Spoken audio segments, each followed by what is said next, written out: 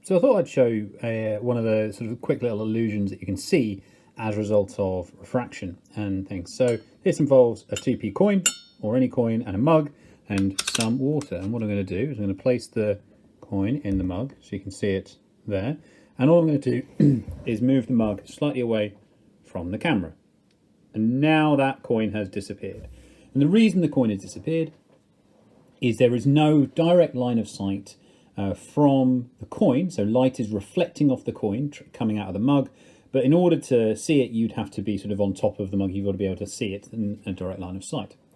And that's in air. But this is what will happen if we add water.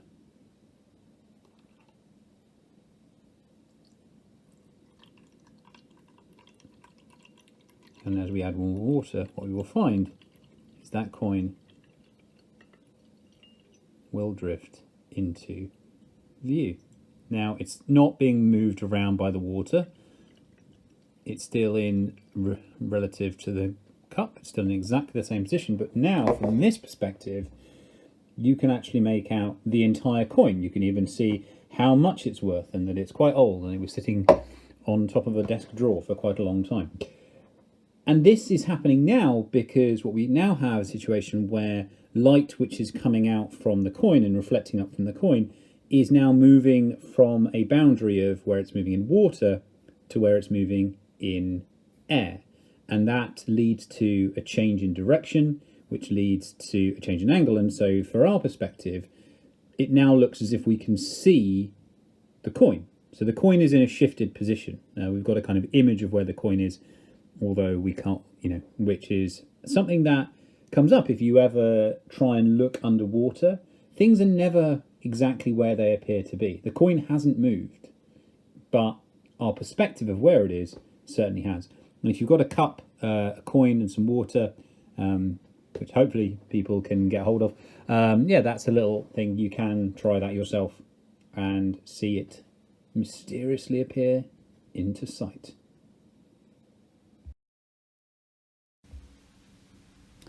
So today we're going to talk about Snell's law of refraction, to sort of formalise the notesy part of it after you did the practical stuff, into what's going on and how we solve problems using it. So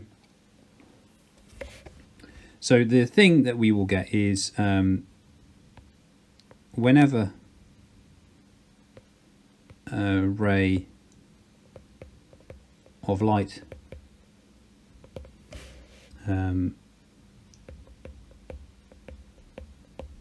passes into a different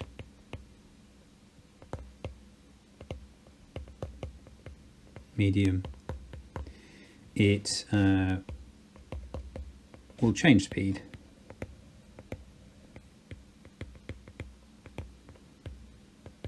and refract. So the standard kind of diagram that is asked for in a sort of a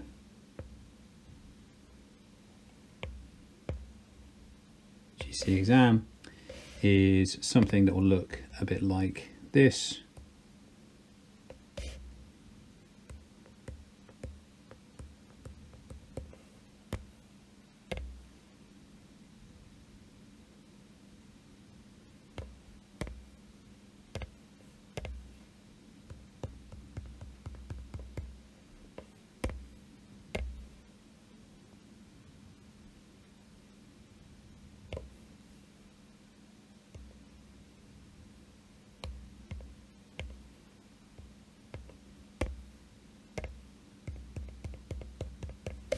Okay, there we go. So there's our ray of light, and the important things we've got is we have our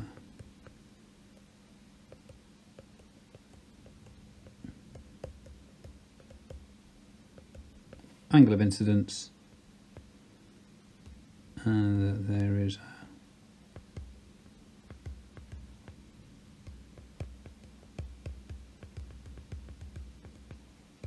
an angle of refraction.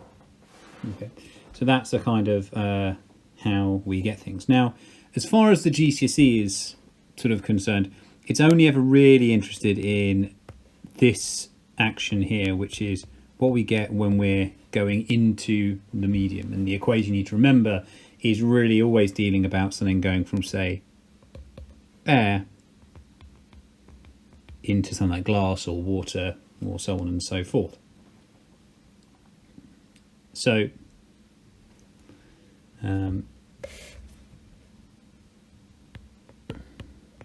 all transparent materials have a refractive index, which is found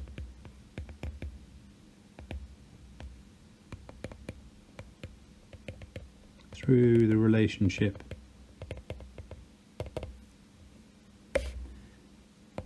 N is equal to sine I over sine R, where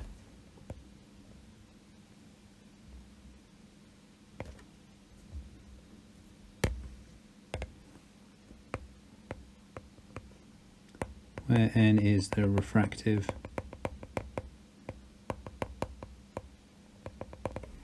index, and that is the angle incidence, and this here is the angle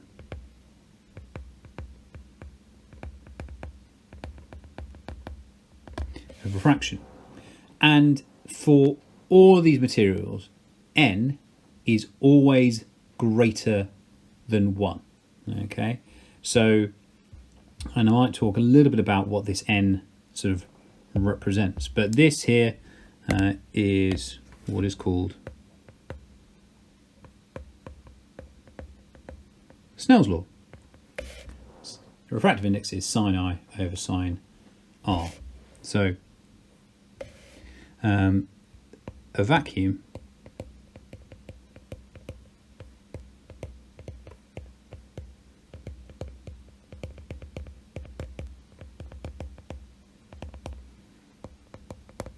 index of 1, all other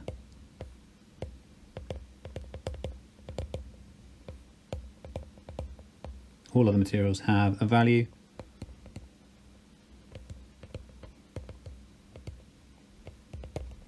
of larger than 1. So for example, water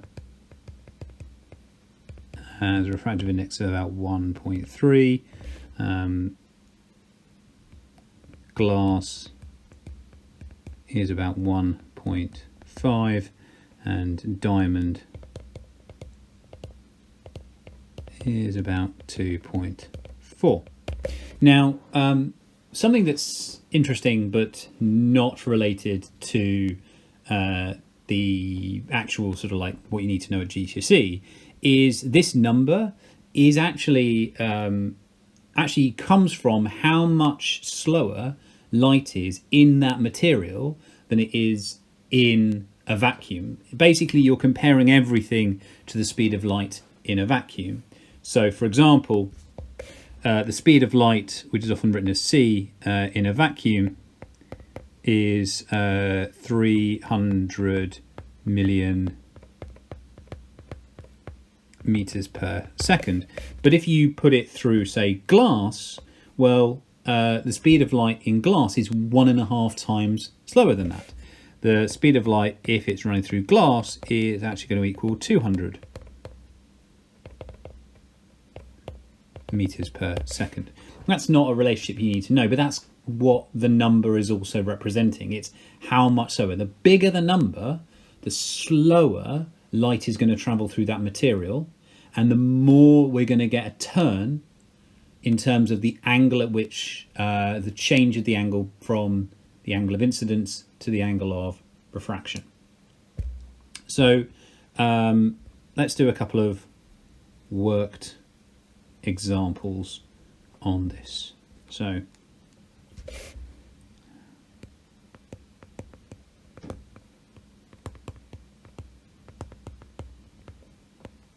So let's say number 1. Let's go with a material.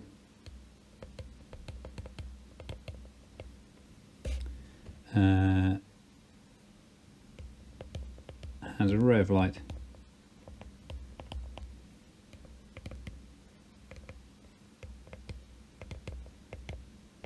Shine on it at an angle of, let's say, 49 degrees.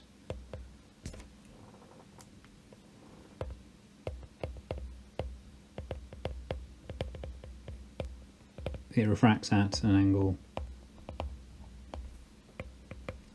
of, let's go, 39 degrees.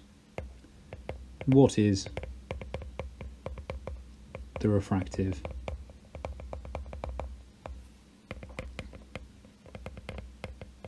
index? So we get there is that we just say n is equal to sine I over sine r.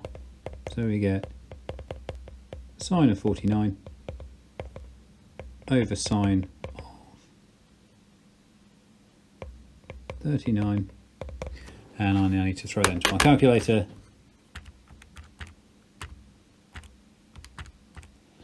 And we get 1.199, so I get 1.2.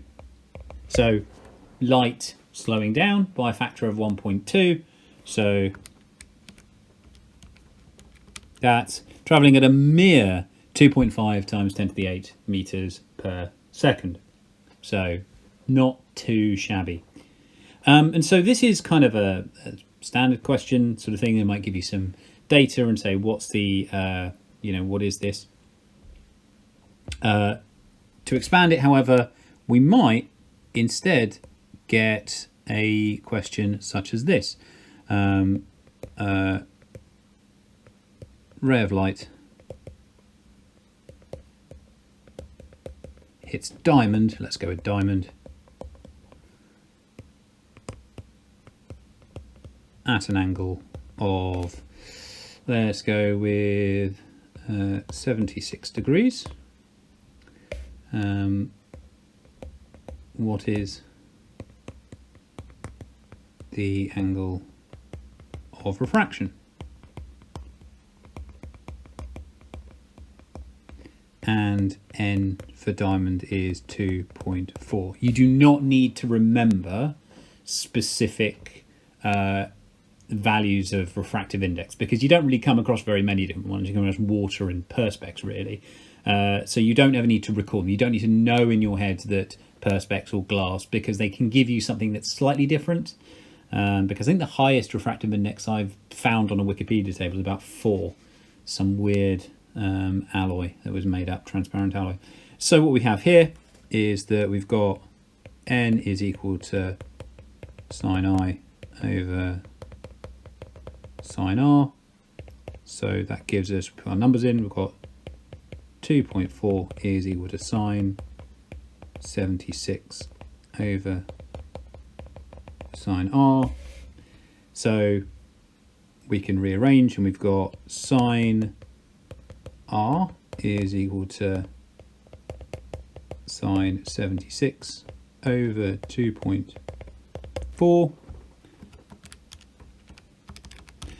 and you get 0.404. Now, several times people tend to stop here. They forget that you haven't calculated an angle, you calculated the sine of an angle. So what do you need to do? You need to do the shift sign. You need to take the inverse to turn it back into an angle. So shift sign, so that gives you therefore that r is equal to sine to minus 1 of 0.404, so the inverse, and that gives you 23.8 degrees, so about 24 degrees. So it's important to remember, if you think you've finished using the formula and you've got 0.0 point something, if you've got a number that's less than 1, it's because you've forgotten to do the inverse sine if you're trying to work out an angle. So they tend to like that as a slightly higher level question because there's that extra step at the end to remember that you've got to take the shift sine. And let's do a third example. Okay. A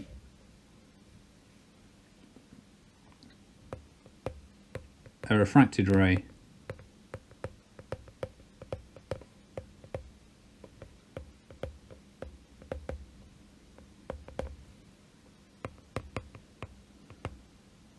in water is, let's go with 35 degrees. What was the angle of incidence?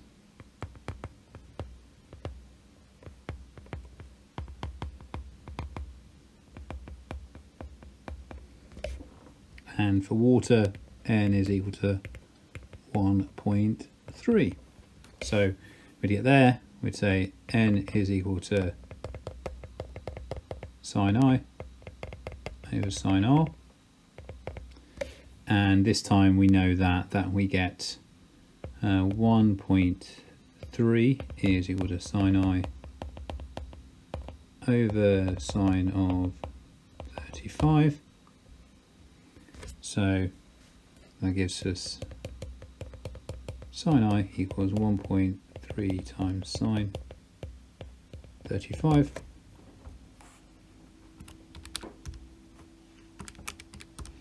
And I get 0.74. Same thing again. I've got the sine of the angle, so I need to therefore do the actual angle of incidence equals sine to minus 1 of 0.746, actually, if I'm going to write it out to a little bit extra, and shift sine answer, and I get 48.2 degrees. 48 degrees. And that's how we approach these problems. So that's what the next part of this lesson, or that's what sort of the main thing of this lesson is, a bit of practice using that formulae to determine the different angles that things are at, or the different refractive indices. But before we do that, I just want to have a quick little chat about why the actual change in direction happens at all.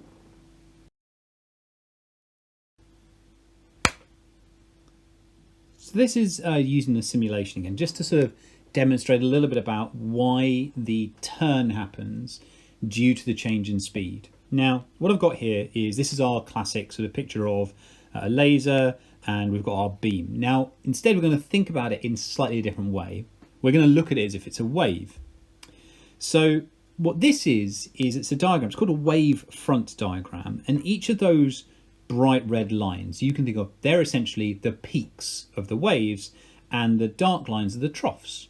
So if we paused, you could measure the distance between sort of two bright lines, and that gives you an idea of the wavelength of that wave. Now what we'll do is we'll send it through, and at the moment it's just going in a straight line because our top material is air and our bottom material is also at this point air. But what I'm going to do is I'm going to make the bottom material, I'm going to turn it into that material that refracts through. I'm going to turn it into the densest one that I can because I want it to slow it down as much, and you'll see what happens. Now, what we have now is we can see that in the top bit, our wave is progressing as it was normally, nothing, but when it hits the boundary and enters glass, it slows down. And this leads to it all bunching up, okay? The wavelength decreases. The frequency doesn't decrease, the wavelength does, and all those peaks get closer and closer together. Now, in this effect, you don't see a turn because all parts of that wavefront, all parts of that line slow down at exactly the same moment. So they all essentially enter the glass in step, so they all slow down together, but they do get caught up by the ones behind it. We can see that there's a much smaller wavelength afterwards than beforehand. Now the difference is what happens if you do this at an angle, because then when I turn it, what you'll see is the nice wavefront line, they're not all going to slow down at the same moment. So if I turn it, what we will now see is that one edge of the wavefront, so one edge of the peaks, they hit the glass, they slow down. And the turn happens because the other side of that line that they were all in step with, well, they have to still carry on a little bit, traveling at the speed of light in air, because they don't slow down for a fraction of a second later. And because there is a difference now with one end of the line is traveling faster than the other end of the line, that is what results in a turn. And the greater the angle at which you do this, the more difference in time there will be between each end hitting the glass. So if I come in at a very shallow angle, this also has the effect of spreading the actual beam of light out a bit. But now we can see that, yeah, there's quite a difference between the bit of the wavefront that hits the glass first and then when the next bit hits it. And so because of that difference in speeds, you end up with this change in direction. Now, when we come out of the glass, if we sort of reverse what we were doing, the opposite will occur. So let's turn that into that and that. When we come out at the other end, we will find the opposite phenomenon occurs. The bit that had been slowed down first is now actually going to speed up first, which then ends up in a turn in the other direction. And so you end up reversing the effect. And that's kind of, when you think about it as a beam of light having a kind of a size, that is something that enables us to explain what's going on in terms of different ends of the wavefront speeding up or slowing down at slightly different points. And of course, if there is not so much of a difference between them, that's where then you don't see so much of an effect. So the greater the refractive index, the more the change in speed is noticeable and the greater the bend of the line. And that is what leads to the changing of direction. It's what leads to the refraction.